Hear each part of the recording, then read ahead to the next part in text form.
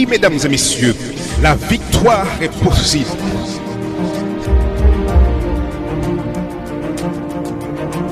Ne perdez pas espoir.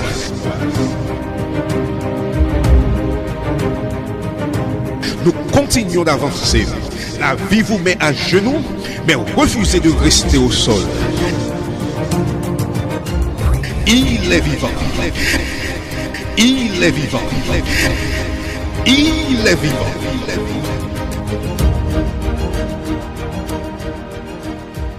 Mesdames et messieurs, RJV vous présente votre conférence biblique Voici ton Dieu.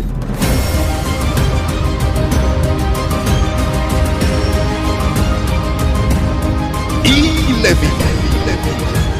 Bien le bonjour à toutes et à tous. Nous voici pour notre avant-dernière causerie sur l'hashtag Craignons Dieu. Aujourd'hui, nous verrons que craindre Dieu, c'est être prêt à pardonner. Je vous invite à prier. Dieu trois fois saint, nous te disons merci. Merci, grand Dieu, pour ton amour. Merci pour le sacrifice de ton Fils Jésus-Christ à la croix. Aujourd'hui, nous reconnaissons, Seigneur, que sans toi, nous ne sommes rien et que nous avons besoin de toi, Seigneur, pour continuer à vivre en ce bas monde. Tandis que nous allons ouvrir ta parole et nous lancer dans cette étude, puisses-tu nous accompagner et que ton esprit nous ouvre les yeux afin de connaître ta vérité. Au nom de Jésus. Amen. Quelqu'un vous a-t-il déjà offensé? Votre conjoint vous a-t-il déjà été infidèle? Vos enfants vous ont-ils déjà déçus? Quelqu'un vous a-t-il abusé en affaires? Un frère vous a-t-il déjà mal parlé? Une sœur, un ami vous a-t-elle déjà fait des commérages à votre sujet? La manière dont nous réagissons aux expériences difficiles de la vie affecte notre bien-être spirituel. Un auteur raconte que son père mourut alors qu'il n'avait que 10 ans. Le père leur a laissé des biens et de l'argent, mais plusieurs de ses oncles dilapidèrent tout ce qu'ils avaient. Au bout de 3 ans, la famille vivait dans la pauvreté et l'endettement. Lorsqu'il fut en âge de comprendre vraiment ce qu'avaient fait ses oncles, il pressait sa mère de se venger d'eux, de prendre un avocat pour les traîner en justice et de les faire payer. Plus il grandissait, plus il devenait amer. Mais la Bible dit, ne vous vengez pas vous-même, bien-aimés, mais laissez agir la colère de Dieu. Car il est écrit, à moi la vengeance, c'est moi qui rétribuerai, dit le Seigneur. C'est Dieu qui mesure la justice. Il veut mener à bien pour nous de tels jugements. La mère de ce jeune homme citait toujours ce verset de Romains 12, verset 19. Elle a complètement pardonné à ses frères ce qu'ils avaient fait. Il a fallu 20 ans à la mère et au fils pour venir à bout de leurs dettes.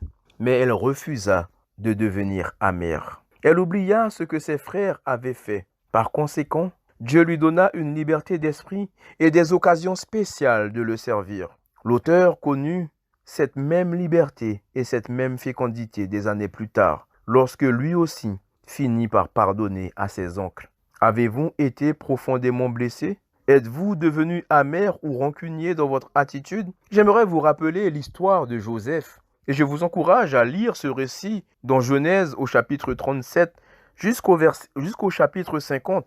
Ce sont des chapitres passionnants de l'Écriture. Ils nous enseignent de nombreuses et précieuses leçons sur l'importance du pardon et de l'oubli. La Bible nous donne plusieurs raisons pour lesquelles Joseph aurait pu sombrer dans l'amertume. Ses frères, qui le détestaient, le vendirent comme esclave. La mère de son maître l'accusa faussement d'un délit grave et le fit jeter en prison. Un officiel du gouvernement promit de l'aider, mais au lieu de cela, il le laissa croupir en prison. Malgré tout cela, Joseph ne permit à aucune racine d'amertume de se saisir de sa vie.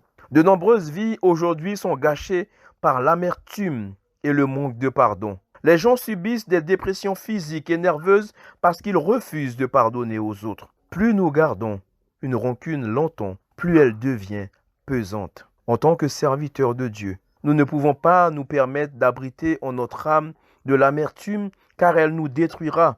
La Bible dit dans Colossiens 3, verset 13, « Supportez-vous les uns les autres et faites-vous grâce réciproquement. Si quelqu'un a à se plaindre d'un autre, comme le Christ vous a fait grâce, vous aussi faites de même. » Après avoir fait l'expérience de pardonner à quelqu'un, l'oubli est vital.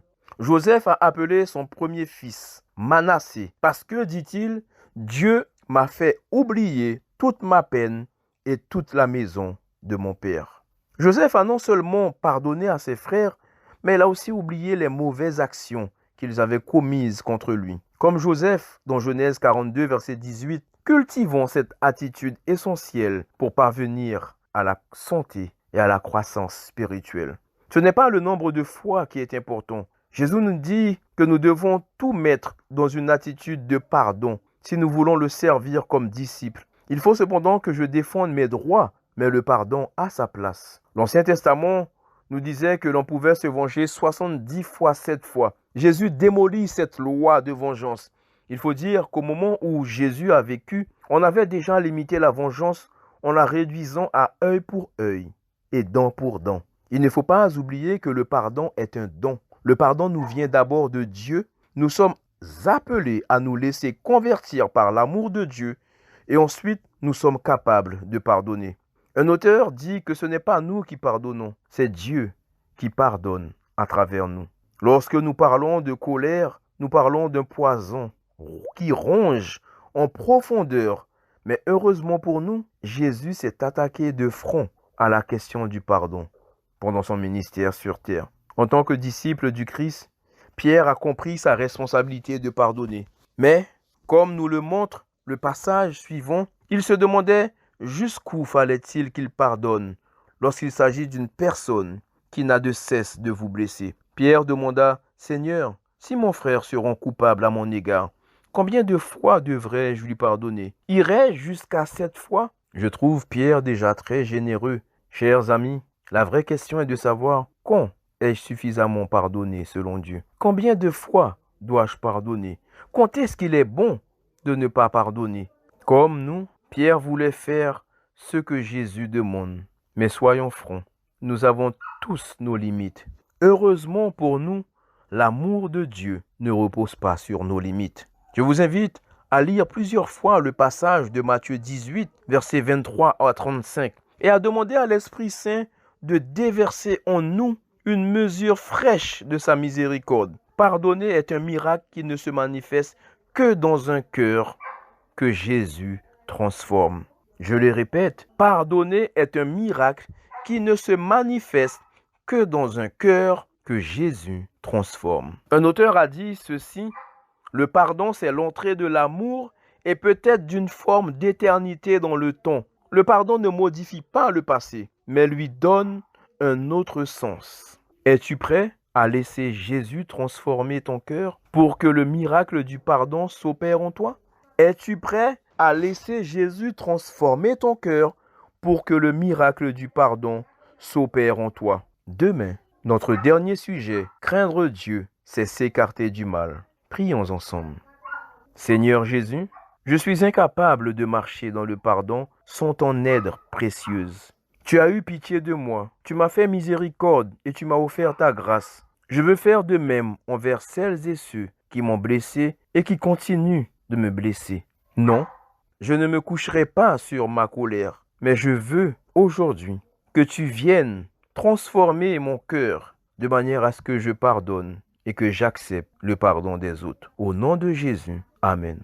C'était votre conférence biblique Voici ton Dieu. Si vous avez besoin d'un éclairage, si vous voulez connaître davantage, si vous avez une question, l'équipe Voici ton Dieu est à votre disposition. N'hésitez pas à nous contacter par WhatsApp ou SMS au 06 94 233 352 06 94 233 352 ou alors par mail à evangiledevie.bible@gmail.com evangiledevie.bible@gmail.com. Nous vous remercions de votre écoute et à bientôt sur RJV.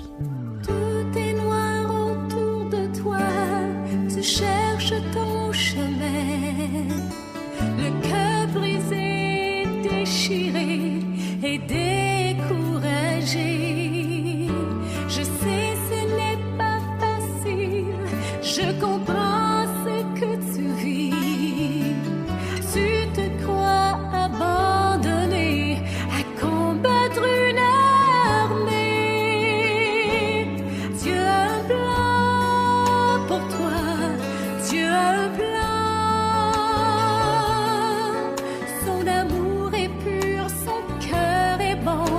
et souviens-toi toujours que Dieu a un plan.